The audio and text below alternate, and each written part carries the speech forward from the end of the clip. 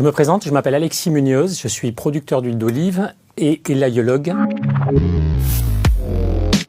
En France, on connaît l'huile d'olive, c'est un pays producteur d'huile d'olive, mais il est vrai que depuis de nombreuses années, il ne l'est plus. Depuis 1956, nous produisons 3% en France de ce que nous consommons. C'est d'abord un fruit d'hiver, c'est un fruit qui mûrit, donc il est vert un jour, violet, tournant et devient noir une autre fois. L'olive noire n'est pas une variété. Une bonne huile d'olive, c'est celle que vous aimez. Pour que vous l'aimiez, il faut effacer tous les critères subjectifs de choix d'une huile d'olive. Les critères subjectifs, selon moi, sont la destination, l'origine. Jamais une région, jamais un pays n'ont fait la qualité d'une huile d'olive, pas même un vin, pas même un chocolat. C'est bien une question de variété qui est importante. Il y a des variétés que vous aimerez, d'autres pas. La maturité du fruit aussi est très importante. J'ai parlé tout à l'heure d'olive verte en début de saison quand elle n'est pas mûre, qui donne des huiles d'olive très herbacées, très végétales, avec des amers, des piquants. Et plus on laisse mûrir l'olive, plus on a quelque chose de rond, avec un arôme, un bouquet aromatique beaucoup plus large et beaucoup plus haut, plus gourmand.